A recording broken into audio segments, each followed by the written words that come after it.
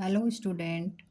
आज मैं आपको सुमित्रा नंदन पंत द्वारा रचित द्रुत झरो जगत के जीर्ण पत्र, जो कि आपके एमए के पाठ्यक्रम में भी है, उसकी व्याख्या मैं बताने वाली हूँ। आप एक बार भाव समझ जाएंगे तो कविता समझना बहुत आसान हो जाएगा। द्रुत झरो जगत के जीर्ण पत्र, द्रुत का मतलब होता है शीघ्रता से। तो यह कविता, पहले आप ये जान लीजिए कि इस कविता का रचना काल जो है सन 1934 है, 34। इस कविता का रचना काल सन 1934 है और यह कविता जो है पंत के युगांत शीर्षक काव्य संग्रह की एक महत्वपूर्ण और छोटी सी कविता है। अब आप यहाँ प्रसंग में क्या लिखेंगे, ध्यान दीजिएगा। प्रसंग आप समझ जाएंगे तो व्याख्या आराम से हो जाएगी। प्रसंग में आप लिखेंगे कि कवि जो है, कवि यानी सुमित्रा नंदन पंत जो है, वो वृक्षों के माध्यम से, जो वृक्ष हैं उनके जो पुराने पीले और कमजोर पत्ते हैं, उनको क्या बताते हैं, वो समाज की पुरानी सड़ी गली अनुपयोगी और रूढ़ियां, परंपराओं, मान्यताओं का प्रतीक बनाते हैं। और उसी को संबोधित करते हुए कहते हैं, क्या कहते हैं, द्रुत झरो जगत के जीर्ण पत्र। द्रुत मतलब शीघ्रता से, जगत मतलब संसार।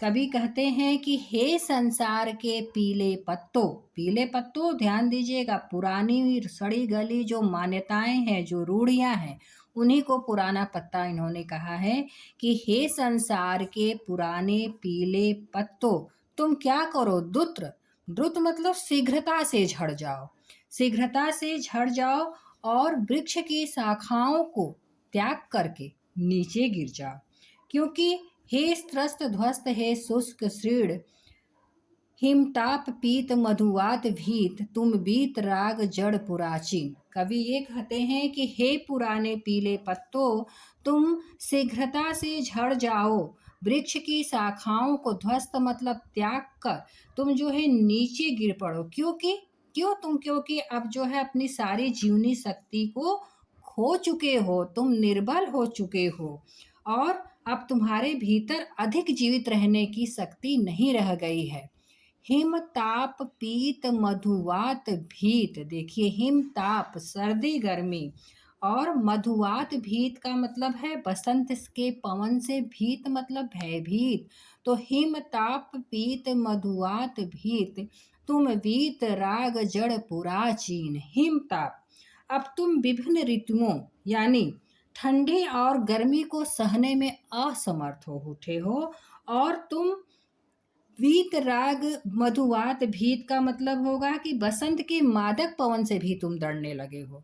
तुम विभिन्न ऋतुओं के ठंडी गर्मी को सहने में भी असमर्थ हो चुके हो और बसंत ऋतु के मादक पवन से भी तुम भयभीत रहने लगे हो। तुम वीतराग जड़ पुराचीन, वीतराग, अब तुम आकांक्षाओं से, इच्छाओं से रहित हो गए हो। कहना चाहते हैं कि अब तुम्हारी जो इच्छाएं वो समाप्त हो गई है, पुराचीन, और तुम जो है पुराने पड़ चुके हो, अब तुम्हारी कोई उपयोगिता नहीं रह गई है। कहना चाहते हैं कि अब भाव ये हो जाता है यहाँ पर कि पुराने पत्ते जो हैं आकांक्षाओं से रहित हो चुके हैं, या जो हमारी पुरानी मान्यताएं हैं अब वो समाज में अब रहने वाली नहीं है, उसकी उपयोगिता समाप्त हो गई है, इसलिए उनका नष्ट हो जाना ही उचित है। अब यहाँ देंगे, निष्प्राण विगत युग मृत विहंग, यहाँ पर आप ध्यान दीजिएगा, श्लेष अनुप्रास अलंकार है।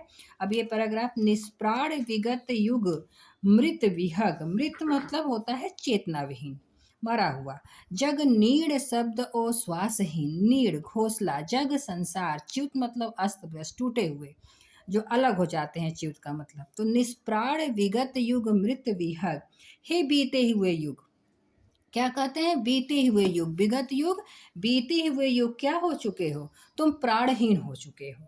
निष्प्राण, तुम प्राणहीन हो चुके हो, विगत युग, बीते हुए युग, तुम निष्प्राण हो चुके हो, प्राणहीन हो चुके हो, अर्थात मृतक हो चुके हो। कैसे, विहग, उस पक्षी के समान, मृत विहग उस पक्षी के समान हो गए हो जो संसार रूपी जग नीड़, ध्यान दीजिए, जग नीड़ रूपक हो जाएगा, सांग रूपक हो जाएगा, जग नीड़ जो संसार रूपी घोंसले से नीचे गिर गया है, और श्वासहीन जिसकी सांस और बोली बंद हो चुकी है। च्युत अस्त व्यस्त पंखों से दम, च्युत मतलब अलग हो गए हैं, इसके पंख जो है इधर उधर बिखर गए हैं। झरझर अनंत में हो विलीन, और पक्षी उस पक्षी के समान तुम हो के, अनंत मतलब झड़कर आकाश झरझर अनंत में हो विलीन, झड़कर जो है तुम पंख जो है उसके नीचे गिर गए हैं, और तुम जो है आकाश में अब विलीन हो जाओ। कहना चाहते हैं कि पुराना युग अब निष्प्राण हो चुका है, पुराना युग जो है अब निष्प्राण हो चुका है, उसकी सारी मान्यताएं समाज व्यवस्थाएं टूट चुकी हैं, और वह नए युग के लिए अनुपयोगी बन उसका साथ नहीं दे सकता। यहाँ पर ध्यान दीजिएगा, उपमा, रूपक और पुनरुक्ति अलंकार। अब आगे अगला पैराग्राफ क्या है आपका, कंकाल जाल जग में फैले, फिर नवल रुधिर पल्लव लाली, प्राणों की मरमर से मुखरित, जीवन की मांसल हरियाली। अब कवि कंकाल जाल का मतलब होता है चारों ओर फैले हड्डियों के ढांचे। क्या कवि ये बताना चाहते हैं कि जो संसार में पुरानी मान्यताएं हैं वो जिस तरह से फैली हुई हैं संसार में, वो कैसी फैली हुई हैं, हड्डियों के ढांचे के समान। कंकाल जाल जग में फैले, उस हड्डियों के समान फैली हुई हैं। फिर आगे कहते हैं, फिर नवल रुधिर पल्लव लाली।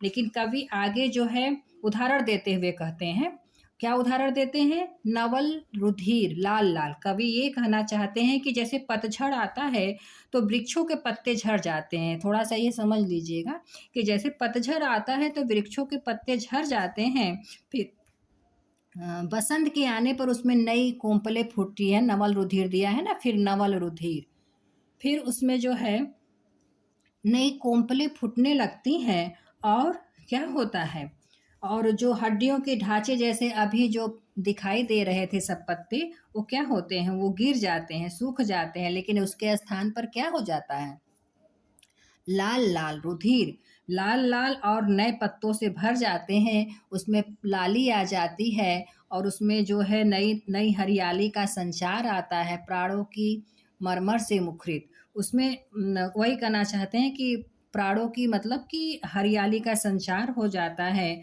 फूल और फल आते हैं, तो जीवन की मांसल हरियाली।